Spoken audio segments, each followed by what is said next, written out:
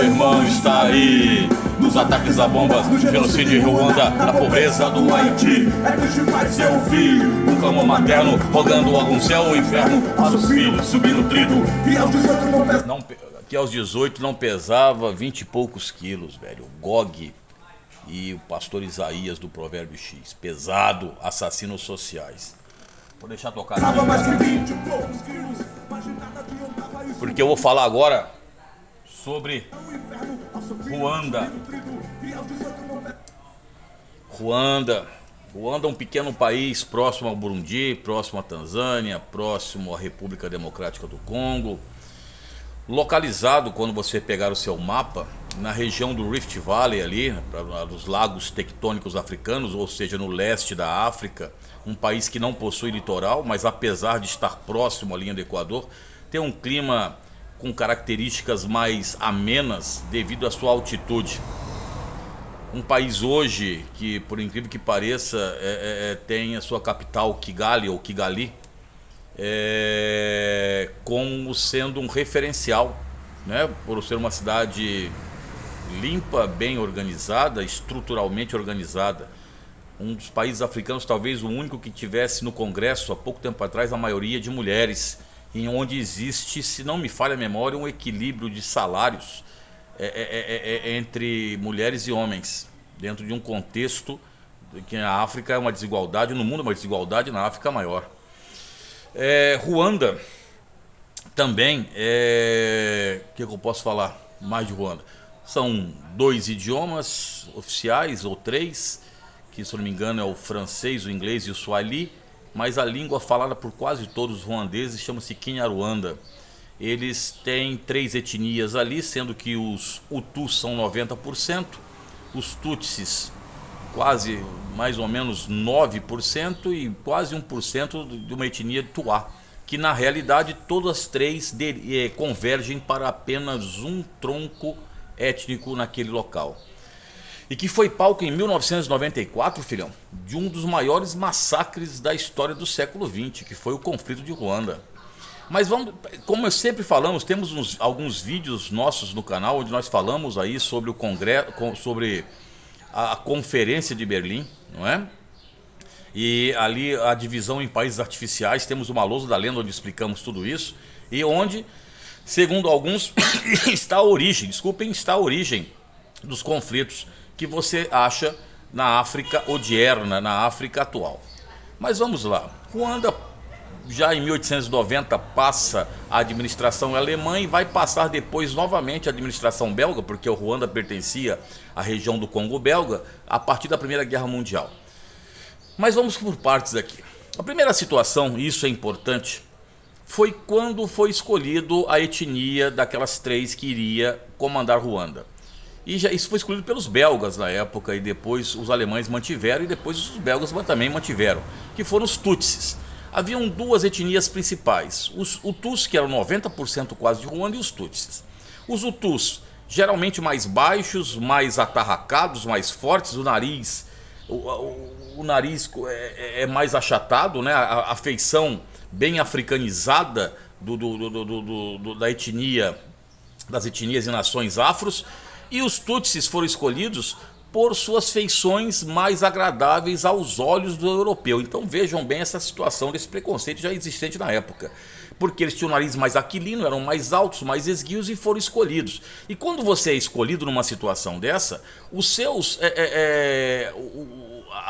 a elite, no caso aí a elite Tutsi, vai estudar, muitos filhos vão estudar na Inglaterra e vão trazer, na Europa, desculpe, e vão trazer os conceitos, europeus para a administração daquele local. Bom, uma das situações que foram criadas, e foi realmente ridículo se não fosse dramático, foi a altura mínima para entrar na escola. Então um aluno tinha 7 anos, ele tinha uma altura mínima a entrar na escola. Como os Tutsis eram bem mais altos que os Hutus, eles entravam na escola primeiro, e os Hutus entravam na escola já com 10, 11 anos de idade. E isso, você sabe que o acesso ao conhecimento é fundamental para você formar a sociedade. E isso gerou, na década de 1960, um dos massacres brutais em Ruanda, chamado Revolta das Pernas, onde os onde os Hutus então falou, o problema é a altura, vamos cortar a perna da rapaziada. E cortaram a perna de muitos Tutsis ali.